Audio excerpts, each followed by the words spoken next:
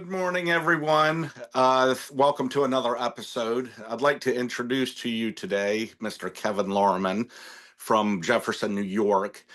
He's a renowned American artist and former assistant monitor of painting at Syracuse University. Kevin, I was looking at your biography. I was also looking at your website. It's a pretty extensive amount of work there. So, going back to the beginning, what initially drew you into the world of art? I guess, I mean, the only way I can talk about it is to think of college. And I was a bio and psychology major until the spring semester of my junior year. And I took a painting class, and that was kind of it. I started to paint like crazy. I couldn't stop. I had a very good teacher. His name was Angelo Ippolito, who is knew all the abstract expressionists, hung out with them. So he was a great character to help me. And then I just decided I was going to move to New York, and I figured out a way to do that by finishing my last semester in New York City, and I would still get a degree. You know, my mom wanted me to finish the 4 biology courses, and I was just like, I can't. I basically had attention deficit disorder or something, or OCD or something. I couldn't focus anymore, and I could paint and draw, and that felt really connected. So I moved to New York, and I in 1977, and I graduated in the fall of 77. And when I moved to New York, right away, I actually got into a show at the Drawing Center, which is a pretty renowned non-for-profit space. I went through a program called the Empire Studio Program, which was basically I paid state school tuition at a facility in New York City, and I had a base in the loft, and we had visiting artists every week. It was great. Joel Shapiro, Elizabeth Murray. It was like a very good program. And the guy that ran that program, George McClancy, he said, a way to approach it is just to go nonprofit galleries. And so I did that. And the Drawing Center, I actually had 2 shows, was in 2 group shows there, and got a review in Art Forum. So I kind of felt, oh my God, that's great. And then basically nothing kind of happened for a while. So I had formed a couple of bands, and I started to get out more in public. And I lived in Right. the East Village, which I mean, my apartment at the end was $240. I mean, so you could live in New York and work in a restaurant and 2 or 3 days a week and make your rent. And, so I worked at a restaurant, and a guy came in every morning for breakfast. And he asked me one day, he said, a friend and I are going to open a gallery, mostly photography, conceptually based. And I said, and he said, but we need a painter. And I said, well, I'm a painter. And at that point, I was doing the still lifes, these black still lifes that Okay. and those were heavily concepted. I mean, I remember walking around New York trying to figure out conceptual art, abstract expressionist, uh, like the new Julian Schnabel. Like, how do like, painting isn't dead for me, but, conceptual art is kind of calling it dead. And so how do I incorporate all of these ideas? And I was also new to see like paintings by Rembrandt. Like, I would go to the Frick every week and I was also coming out gay. So I was like, how do I mesh all this stuff together? So there was quite a bit going on at that time. Yeah. Yeah. So I came up with this idea of a still life, and I thought about straight ego and gay ego, and Julian Schnabel was there like pounding his chest, like, and I just thought, that's really not my ego. Like, my ego is much different. So, and traditionally, still life had always been sort of the lowest denominator of art. It's like, there's figurative, there's landscape, and there's still life. So I thought, I'm going to do still life, because that's just like the bottom feeder.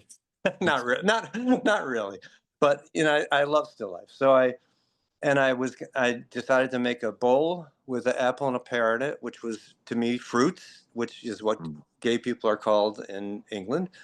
And so I had these fruits in a bowl, and I didn't want any right angles within these paintings. I wanted, um, because I really thought this century we're in now, but at that point it was next century.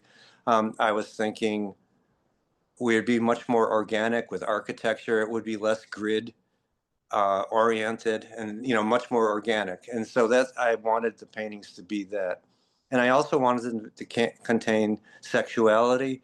I wanted these paintings Mhm. to do everything. So and the sexuality kind of happened by mistake because I was trying to figure out how Rembrandt did those smooth surfaces, and I thought, oh, rabbit skin glue some paper down on top of these canvases, and it just turned into a mess. It was like bumps and cracks, and I thought, okay, that's it. And basically, I would paint on those paintings. They ended up all being black, but I would paint on them for months, and they would be all different colors, and so I wanted it all to be exposed. I mean, I made them so they would fall apart, which some of them, I have repaired quite a few over the years, and um, I don't know, and that's kind of the beginning of my story. For an extended period of time, you were invited to exhibit in the Metropolitan Museum of Art. That's a mind blowing achievement. What was your initial reaction when you first had the initial invitation? I was very fortunate to be at the right place at the right time, and I just feel like a lot of it was that. I mean, I have enough talent to kind of have people look at my work, but I feel like I was really, I showed at this gallery Kurt Marcus, who Bill Lieberman, who was buying art for the Met, stopped in quite frequently, and so Okay.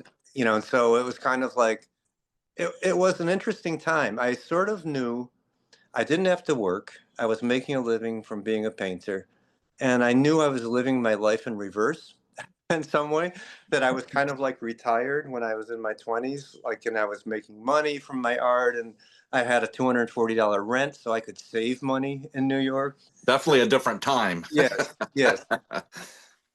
I still, to this day, I was in the Venice Biennale in 1986.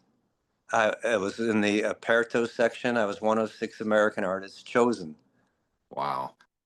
Michael, I got a phone call from a curator that curated NYU Art Gallery, who I probably had met him once or twice, but he said, Kevin, I'd like you to know that you're in the 1986 Venice Biennale. And I didn't try. I don't, I wasn't like applying for it or anything. All of a sudden, out of the Right. blue, I got this phone call. So that was cool. I got to go to Venice and see what that was like. So a lot of things happened like that. Uh, and then at some point, I felt like, you know what? I've been painting for about 2 years now, or I mean, it was longer at that point, but and I was sick of New York. I had grown up on a farm in upstate New York, and so I started to look at farms in upstate, and I bought a farm. I bought the farm. uh, Nancy Shaver, who's another artist, lives up the road from me. She moved up here after I moved up here. So did also Joan Nelson. There's a really nice artist community here. When you actually got notification about the first time you were exhibiting in at the Met, the Hmm. Metropolitan Museum of Yeah. Art, what was your reaction? Did you take it all in stride, or were you? 'Cause I would have been mind blown. Well, the best part was the opening. Just I think it was around the same time the King Tut exhibit was opening. It might have even been Okay. the same evening. So it Okay. was kind of like Wow. this big thing, and it was fun. Yeah. And we were spoiled. I mean, I was spoiled in a way. I mean, I was in this group of artists that all this good stuff was happening to us. Mhm. I mean, I wasn't getting rich from it, and I wanted to move out upstate because I could live comfortably in New York City with what I was making and in my apartment, but I couldn't upgrade to that a studio in Brooklyn and a nice apartment. I lived in a six Right. floor walk up with, it was basically a studio that had a couple partitions for the walls. And Okay. that's where I made my paintings also. Now your website I have is kevinlarmon.com, Mm. and that's got quite a bit of material on it. Are you presently working on any projects? I'm always working. I have a husband, and he and I have been working on. He's a graphic designer, and he and I started to do collaborations, which is fun. Uh, my more current, the website really needs updating, but my Instagram, Kevlar Turbo, is really current work. I mean, I post almost once or twice a week. Well, that is everything I had for you, Mr. Larman.